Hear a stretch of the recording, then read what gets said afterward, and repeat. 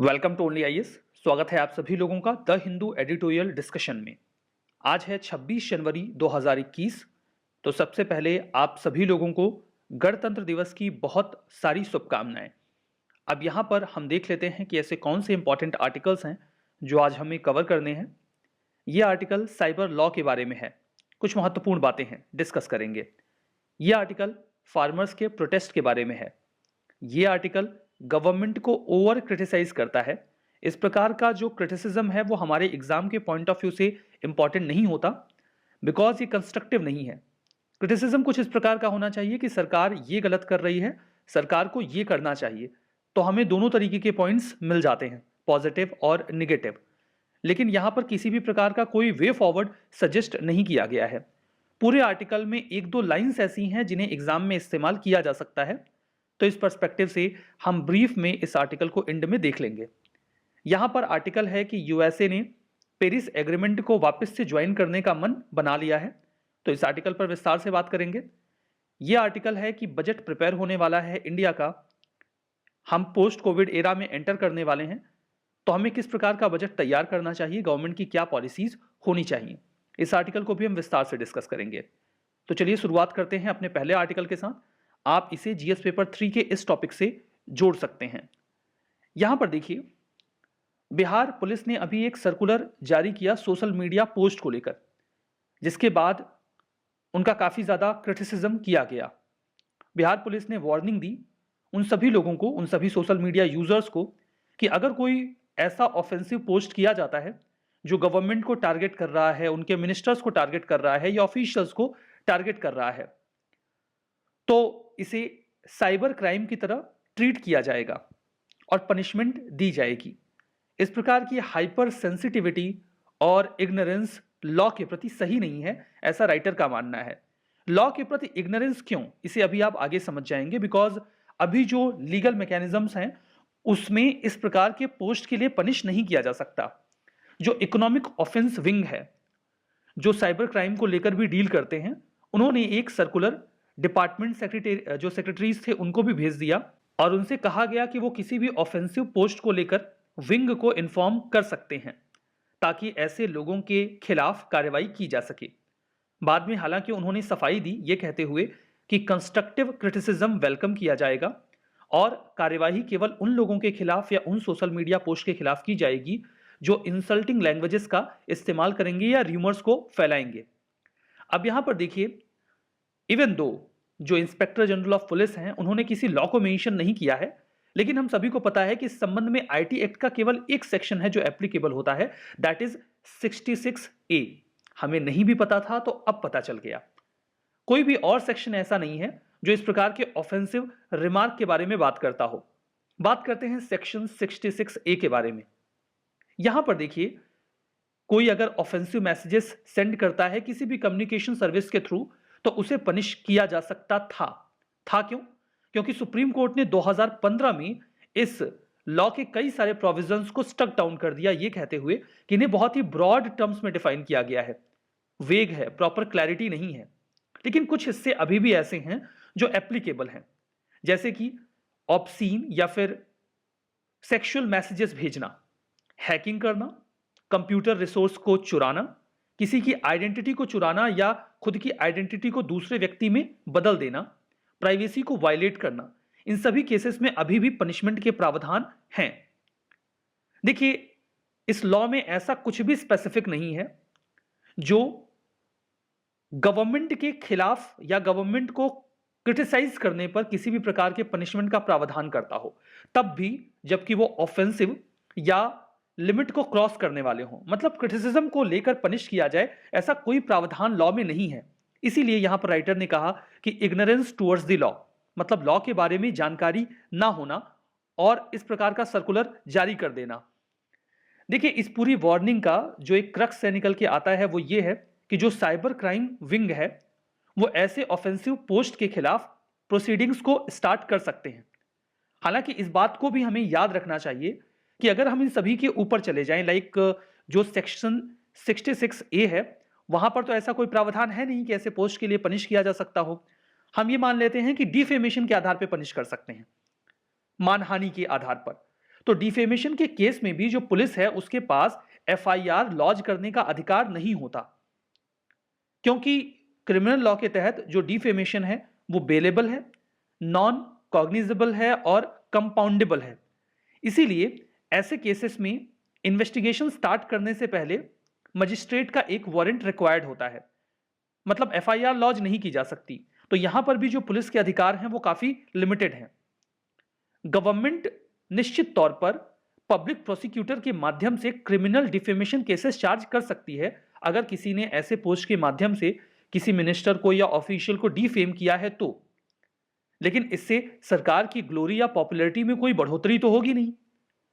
Criticism को लेकर इस प्रकार का रिस्पॉन्स सही नहीं है, और यहां पर स्टेट गवर्नमेंट ने अभी तो ये क्लैरिफाई किया ही है कि ये केवल र्यूमर्स को लेकर या इंसल्टिंग लैंग्वेजेस को लेकर है। देखिए, सोशल मीडिया पर बहुत कुछ ऐसा हमें देखने को मिलता है जिसमें hate speech, inflammatory speech, insulting remarks या डिफेमेशन होता है। लेकिन सरकार को तब तक इस पर एक्ट नहीं करना चाहिए जब तक कि वो इतने प्रभावशाली ना हो कि वो एक मेजर सोशल डिवीजन कर सकते हो, मतलब समाज में बंटवारा कर सकते हो, या फिर वायलेंस को इंसाइट कर सकते हो। अगर ऐसी स्थिति उत्पन्न होती है तो डेफिनेटली गवर्नमेंट को एक्ट करना चाहिए, लेकिन उसके पहले नहीं। जो गवर्नमेंट है उन्हें पुलिस के इस सर्कुलर को लेकर बहुत ज्यादा सीरियस नहीं होना चाहिए, नहीं तो फिर ऐसा समझा जाएगा कि सरकार अपने क्रिटिक्स को सप्रेस करना चाहती है या ऐसे लोगों को सप्रेस करना चाहती है जो करप्शन के आरोप लगाते हैं। तो ये पूरा आर्टिकल हमने यहां पर कवर किया। देखते हैं अगला आर्टिकल जो कि क्लाइमेट चेंज को लेकर है। देखिए, यूएसए में जो बिडेन ने अपने ऑफिस एज्यूम करने के पहले दिन ही ये डिक्लेयर कर दिया कि वो पेरिस एग्रीमेंट को फिर से ज्वाइन कर लेंगे। इसके पहले कि हम आर्टिकल में आगे बढ़ें, पेरिस एग्रीमेंट पर एक ओवरव्यू ले लेते हैं। इस एग्रीमेंट को 2016 में अडॉप्ट किया गया 196 पार्टीज के द्वारा। इसे साइन कर लिया गया था 12 दिसंबर 2015 को ही, और ये 4 नवंबर 2016 को फोर्स में आ गया। यहां पर कॉमन टारगेट्स रखे गए हैं ताकि हम global green house gas emission को कम कर सकें और क्लाइमेट चेंज के खिलाफ लड़ाई लड़ सकें। टारगेट ये है कि हम ग्लोबल टेम्परेचर को प्री इंडस्ट्रियल लेवल से 2 डिग्री के ऊपर नहीं जाने देंगे। कोशिश करेंगे कि 1.5 डिग्री के ऊपर ही ना जाए। हर कंट्री को अपने टारगेट सेट करने होंगे ताकि वो ग्रीन हाउस गैस का एमिशन कम करें। जो रिच और डेवलप्ड कंट्रीज हैं वो फाइनेंशियल और टेक्निकल सपोर्ट देंगे डेवलपिंग कंट्रीज को ताकि वो क्लाइमेट चेंज के लिए खुद को अडेप्ट कर सकें। 4 अगस्त 2017 को ट्रंप एडमिनिस्ट्रेशन ने यह डिक्लेयर किया कि वो पेरिस एग्रीमेंट को छोड़ देंगे क्योंकि ये उनके खिलाफ है। हालांकि एग्रीमेंट फोर्स में आ जाए उसके 3 साल बाद ही फॉर्मल नोटिस दिया जा सकता है एग्रीमेंट को छोड़ने के लिए। इसीलिए ट्रंप एडमिनिस्ट्रेशन फॉर्मल नोटिस 4 नवंबर 2019 को ही दे सकता था, जो कि उन्होंने दे भी दिया। जो बिडेन ने डोनाल्ड ट्रंप को डिफीट किया और उन्होंने पहले ही दिन एक एग्जीक्यूटिव ऑर्डर साइन करके ये कहा कि अब हम इस एग्रीमेंट को वापस से ज्वाइन करेंगे। आर्टिकल 21.3 के मुताबिक जो इस एग्रीमेंट का है, यूएसए 19 फरवरी 2021 को फिर से पेरिस एग्रीमेंट को फॉर्मली ज्वाइन कर सकता है। मतलब वो लगभग 1 महीने बाद इस एग्रीमेंट को फिर से ज्वाइन कर लेंगे जब उन्होंने इस एग्जीक्यूटिव ऑर्डर को साइन किया। तो यहां पर हमने पूरा बैकग्राउंड लिया। लगभग 4 सालों तक एंटी इन्वायरमेंटल पॉलिसीज रही यूएसए की, लेकिन अब एक अच्छी बात है कि बिडेन हैरिस की जो टीम है वो एक बार फिर से पेरिस एग्रीमेंट को लेकर कंसर्न है। उन्होंने एग्जीक्यूटिव ऑर्डर के जरिए ये कहा कि वो उसे रीज्वाइन करेंगे और ऑर्डर के साइन करने के 30 दिन बाद वो इसे ऑफिशियली ज्वाइन कर भी सकते हैं। ओबामा एरा एक बार फिर से रिटर्न आएगा और क्लाइमेट चेंज को लेकर कुछ बातें होंगी, लेकिन यहां पर कुछ सीरियस करना होगा। पेरिस एग्रीमेंट को ज्वाइन करने का मतलब ये नहीं है कि यूएसए एक बार फिर से पुअर नेशंस को बुली करना शुरू करे, परेशान करना शुरू करे, उनके ऊपर हार्श रिस्ट्रिक्शंस लगाए कि वो अपना कार्बन एमिशन कम करें, अपने एंड से उन्हें कोई फाइनेंशियल और टेक्निकल सपोर्ट ना दे। ये सब करना उचित नहीं है कि वो अपने कॉर्पोरेट इंटरेस्ट को सिक्योर करने के लिए ग्लोबल कॉमन्स का इस्तेमाल करें और इस चीज को एक्नॉलेज ना करें कि क्लाइमेट क्राइसिस जो आज हम फेस कर रहे हैं उसमें उनका भी एक बहुत बड़ा रोल है। यूएसए एक बार फिर से फोर फ्रंट पे है कि वो क्लाइमेट चेंज को लेकर दुनिया भर में अवेयरनेस फैलाए। देखिए, क्लाइमेट चेंज को लेकर बातें बहुत पहले से चल रही हैं, तो इतने सालों में क्या बदलाव हुआ है, एक ब्रीफ हिस्ट्री देखते हैं। 1957 में US national academy of sciences के जो चेयरपर्सन थे, जो कि एमआईटी के साइंटिस्ट थे, थॉमस एफ मेलोन, उन्होंने एक पहली जनरल रिपोर्ट पब्लिश करी क्लाइमेटोलॉजी के ऊपर, जहां पर उन्होंने एड्रेस किया वेदर ब्यूरो के चीफ को यह कहते हुए कि जिस तरीके से हम फॉसिल फ्यूल्स का इस्तेमाल कर रहे हैं, हम एक बहुत बड़ा साइंटिफिक एक्सपेरिमेंट कर रहे हैं जिसका हमें नुकसान भी हो सकता है ऑब्वियसली। अगले ही साल चार्ल्स कीलिंग, जो कि अपने जो मेंटर्स थे उनके साथ मिलकर एक फेमस मेजरमेंट स्टार्ट करते हैं atmospheric concentration of carbon dioxide का, कि एटमॉस्फेयर में कार्बन डाइऑक्साइड का कॉन्सेंट्रेशन कैसे बढ़ रहा है। देखिए, क्लाइमेट चेंज को लेकर ये इनिशियल डेवलपमेंट्स हैं, इनके बारे में आपको बेसिक जानकारी होनी चाहिए, जिसको यूएसए ने स्टार्ट किया और वहां पर एंथ्रोपोजेनिक ग्रीन हाउस गैसेस किस प्रकार से बढ़ रही हैं उसका इवेल्युएशन किया गया। 1965 में साइंस एडवाइजरी कमेटी ने एक रिपोर्ट पब्लिश करी restoring the quality of our environment, जहां पे ये कहा गया कि CO2 का कॉन्सेंट्रेशन काफी तेजी से बढ़ रहा है और अगर ऐसा ही हुआ तो ये कॉन्सेंट्रेशन 2000 तक 25% तक बढ़ जाएगा। ग्लोबल टेम्परेचर 0.6 डिग्री सेल्सियस से 4 डिग्री सेल्सियस तक बढ़ सकता है। ये कयास बहुत पहले लगाए जा रहे थे। Global average temperature 19th century में ऑलरेडी हाफ अ डिग्री तक गर्म हो चुका था। 1970s में क्लाइमेट चेंज को लेकर जो इंसानों का रोल है, इसको लेकर कंसर्न रेस किए जाने लगे क्लाइमेट साइंटिस्ट के बीच में। 1979 में नेशनल रिसर्च काउंसिल, जिसके प्रेसिडेंट जिमी कार्टर थे, उन्होंने एटमॉस्फेरिक CO2 को डबल होने को लेकर, मतलब वो उसकी जो मात्रा है वो दोगुनी हो रही है, उसको लेकर कंसर्न जाहिर किया और ये भी कहा कि ऐसा ही रहा तो प्री इंडस्ट्रियल लेवल पे जो ग्लोबल टेम्परेचर है वो 3 डिग्री सेल्सियस तक बढ़ सकता है। उसकी एक साल पहले की ही बात है कि नेशनल क्लाइमेट प्रोग्राम एक्ट लेकर आया था यूएसए, ताकि वो मैन इंड्यूस्ड क्लाइमेट प्रोसेस को और उसके इंप्लीकेशंस को रोकने का प्रयास कर सके। इस प्रोग्राम के लिए काफी फंडिंग भी की जा रही थी, लगभग $120 मिलियन की शुरू के 2 सालों के लिए ही। साइंटिफिक और कांग्रेशनल इंटरेस्ट धीमे धीमे बढ़ रहा था क्लाइमेट चेंज के इस मुद्दे को लेकर। इन बिटवीन कई सारी ऐसी ऑयल कंपनीज थी जो लॉबी कर रही थी कि ऐसा ना हो, क्योंकि इससे उनके हित खतरे में पड़ रहे थे, जैसे कि एक्सॉन और सेल। ये यूएसए की कंपनीज हैं, आपको नाम याद रखने की आवश्यकता नहीं, लेकिन लॉबी तो हर देश में होती है। तो क्लाइमेट चेंज को लेकर ज्यादा एडवांसमेंट ना हो, वो उसको रोकने की कोशिश में लग गए। उन्हें एक अच्छा मौका भी मिल गया। वो मौका क्या था? वो मौका था 1970 का, 1973 में एग्जैक्टली आया था एनर्जी क्राइसिस। जब अरब इजराइल वॉर शुरू हुआ तो वहां पर जो अरब कंट्रीज थी, particularly OPEC, organization of petroleum exporting countries, उन सभी लोगों ने मिलकर एक ऑयल एम्बार्गो क्रिएट किया, मतलब ऑयल के प्रोडक्शन को गिरा दिया ताकि वो नकेल कर सकें वेस्टर्न कंट्रीज के ऊपर, जिसके बाद ऑयल के प्राइसेस काफी तेजी से बढ़ गए। लेकिन इसका फायदा कई सारी अमेरिकन ऑयल कंपनीज ने उठाया, क्योंकि इसके बाद यूएसए ने कई सारे कदम उठाए कि वो खुद को एनर्जी के पर्सपेक्टिव से इंडिपेंडेंट बना सकें। कई सारी ऑयल कंपनीज ने अपने एडवांसमेंट को इंश्योर किया, ये बोलकर कि भविष्य में एक बार फिर से ऐसा एनर्जी क्राइसिस आ सकता है। तो एक और तो वो लॉबिंग कर रहे थे कि क्लाइमेट चेंज को लेकर ज्यादा एडवांसमेंट ना हो, और उन्हें ये जो एनर्जी क्राइसिस आया 1973 का, जिसे ऑयल क्राइसिस भी कहा जाता है, उसको लेकर एक बहाना भी मिल गया। उन्होंने एक कैंपेनिंग स्टार्ट कर दी कि क्लाइमेट चेंज एक मिथ है और हमें एनर्जी सिक्योरिटी इंश्योर करनी होगी, खुद को डिपेंडेंट बनाना होगा खुद के ऊपर। जून 1988 में न्यूयॉर्क टाइम्स ने लिखा कि ग्लोबल वार्मिंग स्टार्ट हो चुकी है। एक्सपर्ट्स ने ऐसा सीनेट में कहा। उसी साल यूनाइटेड नेशंस ने एक पैनल तैयार किया जिसे नाम दिया गया IPCC, inter governmental panel on climate change. 1988 में इसे तैयार किया गया, जिसका उद्देश्य यह था कि पब्लिक डोमेन में इंफॉर्मेशन को लेकर आया जाए क्लाइमेट चेंज को लेकर। UN framework convention on climate change यानी कि UNFCCC, इसका एक पूरा कन्वेंशन हुआ जिसे पॉपुलरली अर्थ समिट भी कहा जाता है, रियो अर्थ समिट कहा जाता है 1992 का, जिसमें क्लाइमेट चेंज को लेकर कई सारी बातें की गई। IPCC ने 1995 में अपनी दूसरी रिपोर्ट सौंपी, जहां पर उन्होंने ये कहा कि इंसानों का रोल क्लाइमेट चेंज में बिल्कुल साफ है, ग्लोबल क्लाइमेट में बिल्कुल क्लियर है।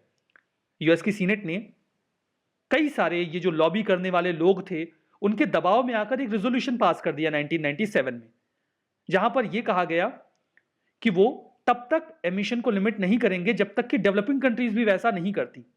ये एक्चुअली में जो कई सारी ऑयल कंपनीज थी उनकी लॉबिंग का नतीजा था, और इसी रेजोल्यूशन का रिजल्ट ये था कि यूएसए ने क्योटो प्रोटोकॉल को रेटिफाई नहीं किया। इसी रिजोल्यूशन के आधार पर उन्होंने क्योटो प्रोटोकॉल को रेटिफाई करने से मना कर दिया। अब यहां पर देखिए Keeling curve emission. Keeling curve एक ग्राफ होता है जो यह दिखाता है कि 1958 के बाद 1958 के बाद जो CO2 का कॉन्सेंट्रेशन है वो एटमॉस्फेयर में कैसे बढ़ा है। उन्होंने यह बताया कि 1958 में जहां CO2 का जो कॉन्सेंट्रेशन था वो 313 ppm था, पार्ट पर मिलियन, वो 2020 में बढ़कर 410 पार्ट पर मिलियन हो गया है। ये जो कर्व है इसे डॉक्टर चार्ल्स डेविड कीलिंग ने बनाया था, उन्हीं के नाम पर इसे कीलिंग कर्व कहा जाता है। इस दौरान यूएसए में एक ग्रीन न्यू डील भी आई थी। ग्रीन न्यू डील एक फ्रेमवर्क था जिसमें यह कहा गया था, एक कांग्रेशनल रेजोल्यूशन था जिसे कांग्रेस में पास किया गया, यूएसए की पार्लियामेंट को कांग्रेस कहते हैं, कि वो क्लाइमेट चेंज को टैकल करेंगे। इसके लिए जो रिन्यूएबल रिसोर्सेस हैं उन पर फोकस किया जाएगा। अब ये तो सारी बातें हो गई कि यूएसए में कैसे कैसे डेवलपमेंट्स हुए हैं क्लाइमेट चेंज को लेकर। यूएसए एक बार फिर से पेरिस एग्रीमेंट में री एंटर करने जा रहा है, लेकिन ये महज एक साइन कर देने से नहीं होगा। इसके लिए उन्हें सीरियसनेस दिखानी होगी, रिस्पॉन्सिबिलिटीज लेनी होंगी, जैसे कि वो पुअर कंट्रीज को टेक्नोलॉजी एंड फंड्स ट्रांसफर करें, एमिशन टारगेट्स बड़े लें और उन्हें पूरा करें। जो फॉसिल फ्यूल को लेकर लॉबी होती है उस पर वो झुके नहीं। जो लॉबीस्ट हैं, जो लॉबी करते हैं ताकि क्लाइमेट रेगुलेशंस अच्छे ना आए, पॉलिसी ऑर्गेनाइजेशंस अच्छे से काम ना करें, उन पर भी नकेल कसनी होगी। और इस बात को भी रिकॉग्नाइज करना होगा कि कई सारे ऐसे लोग हैं जो क्लाइमेट मिथ को सस्टेन रखना चाहते हैं ताकि वो उसका फायदा उठा सके, तो उसे भी यूएसए को काउंटर करना होगा। तो ये पूरा आर्टिकल हमने यहां पर कवर किया। हमारा अगला आर्टिकल बजटिंग के बारे में है। आप इस टॉपिक को जीएस पेपर 3 के इस पार्ट से जोड़ सकते हैं।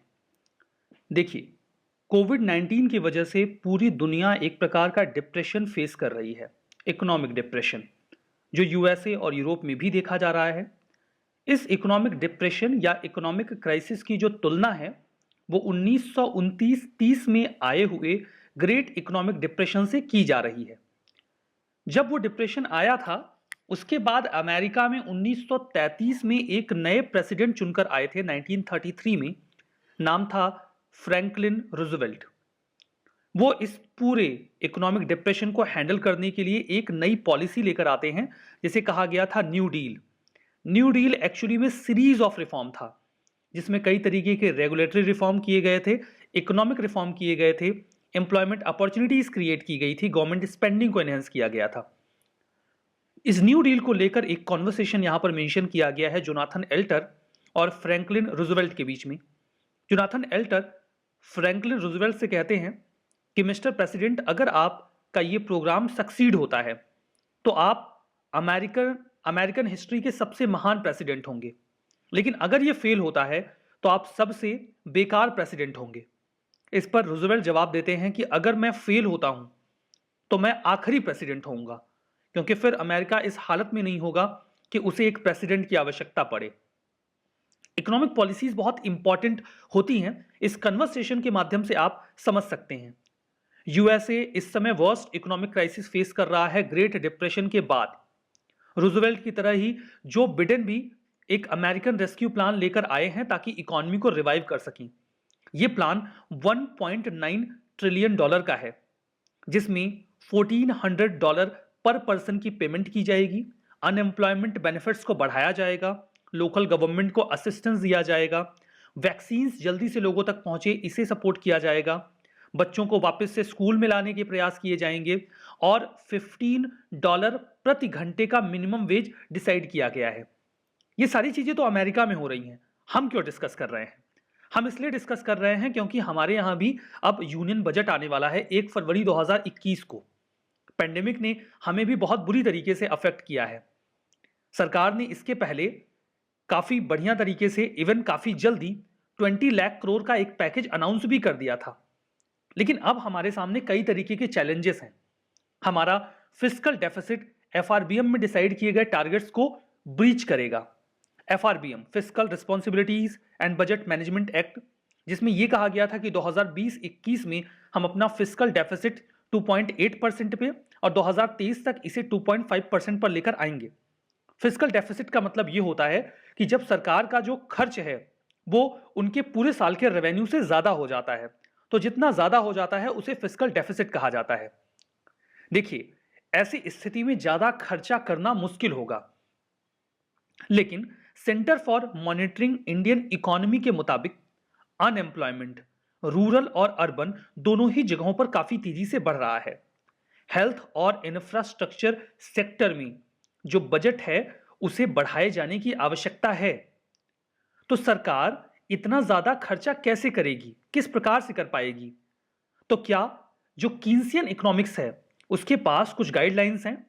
देखिए, कीन्स उन्होंने उनकी जो इकोनॉमिक पॉलिसी है उसके मुताबिक ये कहते हैं, जो कि महान इकोनॉमिस्ट रहे हैं, कि सरकार को क्राइसिस की कंडीशन में, इकोनॉमिक क्राइसिस की कंडीशन में अपना एक्सपेंडिचर बढ़ा देना चाहिए और टैक्सेस को कम कर देना चाहिए, ताकि लोगों के हाथों में ज्यादा पैसा जाए। इससे डिमांड बढ़ेगी तो सप्लाई ऑटोमेटिकली बढ़ जाएगी और ग्लोबल इकोनॉमी धीमे धीमे डिप्रेशन के बाहर आ जाएगी। तो कीन्स के मुताबिक ऐसी स्थिति में सरकार को ज्यादा खर्च करना चाहिए। अब ऐसा ही कुछ सिमिलर विचार है नोबल ल्यूरेट पॉल क्रुगमैन का। वो भी ऐसे इकोनॉमिक मेस को हैंडल करने के लिए कुछ एडवाइस ऑफर करते हैं। वो कहते हैं कि सरकार को आवश्यकता से अधिक कॉन्शियस नहीं होना चाहिए ऐसे इकोनॉमिक मेस को हैंडल करने के लिए। उन्हें थोड़ा खुले हाथों से प्लानिंग करनी चाहिए और इस संबंध में वो बजट मेकिंग के लिए कुछ रूल्स भी बताते हैं, जो कि कीन्स के प्रिंसिपल से मिलते जुलते हैं। सबसे पहला रूल तो ये है कि सरकार को लोगों के मदद करने की अपनी क्षमता पर, अपनी कैपेबिलिटी पर डाउट नहीं करना चाहिए। सरकार बहुत ज्यादा खर्च कर सकती है और इससे लोगों को फायदा होगा। लाइक अमेरिका में जब अफोर्डेबल केयर एक्ट आया था तो उससे अमेरिकन्स की हेल्थ में काफी ज्यादा उसको फायदा हुआ था और बिना किसी हेल्थ इंश्योरेंस के, और लोगों को एक सेंस ऑफ सिक्योरिटी भी फील हुई थी। तो पहली बात तो सरकार काफी ज्यादा हेल्प कर सकती है और सरकार को खर्चा करना चाहिए। ये तो पहली एडवाइस है। दूसरी एडवाइस ये है कि कर्ज बढ़ जाएगा, हमें डेट लेना पड़ेगा। इस बात को लेकर सरकार को आवश्यकता से अधिक ऑब्सेस नहीं होना चाहिए। इकोनॉमिस्ट इस बात पर एग्री करते हैं कि जो डेट है वो प्रॉब्लम कम होता है, बल्कि हम इसका इस्तेमाल अगर सही तरीके से करें तो इकोनॉमिक रिकवरी और इकोनॉमिक ग्रोथ में ऐसे डेट का इस्तेमाल किया जा सकता है। सिचुएशन यह है कि इंटरेस्ट रेट ग्लोबल लेवल पे काफी कम है और ऐसे डेट को मेंटेन करना भी इस समय कंपैरेटिवली इजी है ग्लोबल सिचुएशंस को देखते हुए। जो तीसरा रूल उन्होंने बताया वो ये था कि हमें इन्फ्लेशन को लेकर ज्यादा चिंता नहीं करनी चाहिए, क्योंकि जब भी खर्च किया जाएगा तो इन्फ्लेशन बढ़ेगा। अगर गवर्नमेंट स्पेंडिंग होगी, लोगों के हाथों में ज्यादा खर्च पैसे जाएंगे, लोग ज्यादा खर्च करेंगे तो चीजों के दाम बढ़ेंगे, इन्फ्लेशन आएगा। लेकिन वो कहते हैं कि इन्फ्लेशन को लेकर इतनी चिंता करने की आवश्यकता नहीं है, हम एक हॉट इकोनॉमी हैंडल कर सकते हैं। हॉट इकोनॉमी का मतलब ऐसी इकोनॉमी से है जिसमें इन्फ्लेशन भी ज्यादा होता है और एम्प्लॉयमेंट रेट भी ज्यादा होता है, क्योंकि एम्प्लॉयमेंट रेट ज्यादा होगा तो लोगों के पास ज्यादा पैसे होंगे तो इन्फ्लेशन भी बढ़ेगा ऑब्वियसली। तो यहां पर लो अनएम्प्लॉयमेंट होगा, यानी कि एम्प्लॉयमेंट ज्यादा होगा। ऐसी इकोनॉमी हैंडल की जा सकती है। अगर हमें एक बड़ा बजट डेफिसिट फेस करना पड़े तब भी हम हाइपर इन्फ्लेशन या रन अवे इन्फ्लेशन से आसानी से हैंडल कर सकते हैं। हाइपर इन्फ्लेशन कई बार काफी खतरनाक माना जाता है, क्योंकि इसमें इन्फ्लेशन का रेट बहुत ज्यादा हो जाता है। चीजों के दाम 2 गुने, 3 गुने या फिर 10 गुना भी बढ़ सकते हैं। तो कहते हैं कि हम हॉट इकोनॉमी हैंडल कर सकते हैं और हमें ऐसा हाइपर इन्फ्लेशन फेस नहीं करना पड़ेगा। और चौथा यह है कि सरकार को हमेशा यह उम्मीद नहीं करनी चाहिए कि सभी पार्टीज उसका समर्थन करेंगी। हमेशा अपोजिशन गवर्नमेंट को फेस करना पड़ेगा, लेकिन गवर्नमेंट को थोड़ा सा करेजियस होना चाहिए इस पर्सपेक्टिव से। तो कुल मिला के कीन्सियन इकोनॉमिक्स और पॉल क्रुगमैन के जो विचार हैं, ये दोनों ही लोग ज्यादा स्पेंडिंग को एडवोकेट करते हैं। पॉल क्रुगमैन एक अमेरिकन इकोनॉमिस्ट हैं जिन्हें 2008 में नोबेल प्राइज दिया गया था। ठीक है, अब यहां पर देखिए, इंडिया की जो जीडीपी है वो 200 लाख करोड़ के आसपास है। सरकार की पहली प्रायोरिटी हेल्थ और इंफ्रास्ट्रक्चर पर खर्च करना होना चाहिए। हेल्थ की कंडीशन काफी बदतर है इंडिया में। 10,000 इंडियंस पर 5 बेड्स हैं। इंडिया इस लिहाज से बेड अवेलेबिलिटी का जो पैरामीटर है ह्यूमन डेवलपमेंट रिपोर्ट 2020 में, उसमें इंडिया को 155th रैंक दी गई। एक्सपर्ट्स का यह मानना है कि सरकार को हेल्थ केयर स्पेंडिंग को जीडीपी के कंपैरिजन में जो 1.5% है उसे बढ़ा के 2.5% कर देना चाहिए। नेशनल इंफ्रास्ट्रक्चर, ये तो हेल्थ की बात हो गई, अब इंफ्रा पे बात करते हैं। नेशनल इंफ्रास्ट्रक्चर पाइपलाइन, ये एक इनिशिएटिव था जिसमें कई सारे सोशल और इकोनॉमिक इंफ्रास्ट्रक्चर प्रोजेक्ट्स बनाने का प्लान है आने वाले 5 सालों में।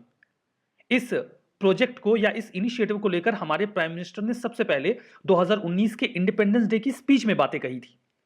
इसमें 2025 तक 111 लाख करोड़ का इन्वेस्टमेंट करने का प्लान बनाया गया है। ये तो अच्छी बात है, लेकिन एक प्रपोजल था डेवलपमेंट फाइनेंस इंस्टीट्यूशन बनाने का, जो रिस्की लोन्स वगैरह भी दे देते हैं डेवलपमेंटल प्रोजेक्ट्स वगैरह के लिए, वो अभी तक बन नहीं पाया है। ये ठीक बात नहीं है। चाइनीज गवर्नमेंट देखिए सोशल हाउसिंग प्रोजेक्ट में कितना ज़्यादा खर्चा कर रही है, इससे उन्हें काफ़ी फायदा भी हो रहा है। इंडिया में इकोनॉमिस्ट भी ऐसा ही कुछ पॉइंट आउट करते हैं कि हमें इंफ्रास्ट्रक्चर पर काफ़ी ज़्यादा एक्सपेंडिचर करना चाहिए। इसका मल्टीप्लायर इफेक्ट होता है, कई सारे एरेना में हमें इसका फायदा होता है। सजेशंस ये भी आए हैं कि हमें एक अर्बन एम्प्लॉयमेंट गारंटी स्कीम भी लॉन्च करनी चाहिए मनरेगा की तर्ज पर। Mahatma Gandhi national rural employment guarantee scheme है ना, उसी की तर्ज पे हमें अर्बन एम्प्लॉयमेंट गारंटी स्कीम भी लेकर आना चाहिए। ये डायरेक्ट कैश ट्रांसफर से ज़्यादा फायदेमंद साबित होगा। मुद्दे की बात यह है कि सरकार इतना खर्चा कैसे करेगी। देखिए, फ्यूल प्राइसेस काफ़ी कम हुए, लेकिन सरकार ने फिर भी फ्यूल प्राइसेस को बढ़ाकर रखा, तो इससे डेफिनेटली उन्हें रेवेन्यू तो जनरेट हुआ है। जीएसटी भी एक बड़ा सोर्स है गवर्नमेंट के रेवेन्यू के लिए। सरकार को चाहिए कि वो डिसइन्वेस्टमेंट का प्रोसेस भी तेज करें ताकि उन्हें और भी ज़्यादा रेवेन्यू मिल जाए और इन सभी सेक्टर्स में खर्चा किया जा सके। At the same time writer GST tariff को रिड्यूस करने को भी एडवोकेट करते हैं। जो एवरेज टैरिफ है उसे 10% पर लाया जाए, जो अभी 14% है 2024 तक। कंक्लूजन में देखिए काफ़ी बढ़िया सा स्टेटमेंट है अरविंद पनगड़िया जी का। ऐसे ही हम कंक्लूजन लिख सकते हैं, जैसे कि कई सारे की रिफॉर्म्स किए गए हैं। लेबर कोड्स, नए farm laws, insolvency bankruptcy code, corporate profit tax को कम कर दिया गया है, नेशन वाइड जीएसटी आ गया है जो कि एक सिंगल है, डिजिटाइजेशन को बढ़ावा दिया जा रहा है।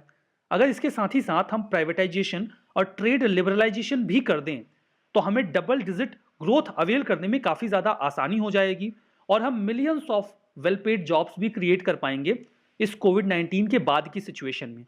ऐसे ही आप बढ़िया सा कंक्लूजन ड्रॉ कर सकते हैं जिसमें आप कुछ प्रीवियस रिफॉर्म्स बताएं और बोलें कि एक दो हम और कर देंगे तो बहुत बढ़िया हो जाएगा। तो देखिए, हम इस कोविड-19 की सिचुएशन में एक ऐसा बजट एक्सपेक्ट कर सकते हैं जो इस पूरे क्राइसिस को हैंडल कर सकें, जो अभी तक नहीं आया है। और यहाँ पर देखिए, जो सुपर रिच लोग हैं उन्हें कोऑपरेट करना चाहिए। हर बार टैक्स कंसेशन की उम्मीद नहीं करनी चाहिए। सरकार डेफिनेटली इस बार ऐसी स्थिति में नहीं है कि बहुत बड़े टैक्स कंसेशंस दे। ठीक है, यहाँ पर जो हमारा अगला आर्टिकल है वो फार्म प्रोटेस्ट को लेकर है। कुछ एक इंपॉर्टेंट पॉइंट्स हैं, देख लेते हैं। देखिए, जनवरी 26 को जो परेड होगी राजपथ में, वहाँ पर इंडिया अपनी मिलिट्री माइट को पोर्ट्रे करता है और जो फोर्सेस हैं वो सैल्यूट करते हैं प्रेसिडेंट ऑफ इंडिया को। ये जो कैपिटल है वो डेफिनेटली अभी एक पैरेलल मार्च होने वाला है जहां पर फार्मर्स प्रोटेस्ट करेंगे। एक ट्रैक्टर रैली निकाले जाने का प्लान है। इस प्रकार का राइवल सेलिब्रेशन डेमोक्रेसी में कम देखने को मिलता है। एक तरफ तो हम 26 जनवरी को सेलिब्रेट करेंगे, एट द सेम टाइम जो फार्मर्स हैं वो प्रोटेस्ट करेंगे। ये जो प्रोटेस्ट हैं वो फार्म लॉज को लेकर हैं जिस पर फार्मर्स को कंसर्न है और सरकार का ये कहना है कि ये एग्रीकल्चर सेक्टर में बड़े रिफॉर्म्स हैं। देखिए, हर रिफॉर्म की कुछ कॉस्ट होती है, सोशल कॉस्ट होती है, इकोनॉमिक पेन होता है। सरकार की जिम्मेदारी ये होती है कि वो डेमोक्रेटिक पॉलिटिक्स में एक बैलेंस मेंटेन करके रखें पेन और गेन के बीच में। डेफिनेटली कुछ लोगों को नुकसान होगा, लेकिन एक बैलेंस वहां पर मेंटेन रहना चाहिए और राइटर का ये मानना है कि सरकार इसमें सफल नहीं हुई है। वो यहाँ पर 3 पॉइंट्स काउंट करवाते हैं। यहाँ पर देखिए, पहली बात वो ये बोलते हैं कि सरकार लगातार इनवॉइसेस की ऑथेंटिसिटी को क्वेश्चन करती है, ये कह के कि हाँ ये फार्मर्स नहीं है प्रोटेस्ट कर रहे हैं, बल्कि ये कुछ और लोग हैं। वो सिविल सोसाइटी और उनके द्वारा उठाई गई आवाज़ों को तवज्जो नहीं देते, रैदर वो लगातार डिसरप्ट, डिस्क्रेडिट और डिफ्यूज करने की कोशिश करते हैं डेमोक्रेटिक डिसेंट को। ये काफ़ी अच्छी लाइन है, इसका इस्तेमाल आप अपने आंसर में मॉडरेट वे में कर सकते हैं। That it is the responsibility of the government to respect public opinion and not to disrupt, discredit और डिफ्यूज डेमोक्रेटिक डिसेंट। बढ़िया लाइन है, इसका इस्तेमाल आंसर में किया जा सकता है। दूसरा पॉइंट ये है कि सरकार अपने रिसोर्सेज का इस्तेमाल अपने फेवर में कंसेंट क्रिएट करने के लिए करती है। That's the second point. Third point ये है कि ये जो सरकार एक्सेसेस करती है, आवश्यकता से अधिक अपने रिसोर्सेज का इस्तेमाल अपने फेवर में करती है, उससे जो अपोजिशन है वो वीक हो रहा है। अब ये तो एक बात हो गई, इसके बाद एक लाइन है जो बहुत अच्छी है, the opposition must have its say while the government must have its way. ऐसी लाइंस आपके आंसर को भी और आपके ऐसे को भी बेहतर बनाते हैं। तो ये लाइन भी आप अपने आंसर में इस्तेमाल कर सकते हैं। तो इस आर्टिकल में इतनी ही बातें इंपॉर्टेंट थी, तो इस सेशन में बस यहीं पर रुकेंगे। उम्मीद करते हैं ये डिस्कशन आपके लिए बेनिफिशियल रहा होगा। Thank you very much.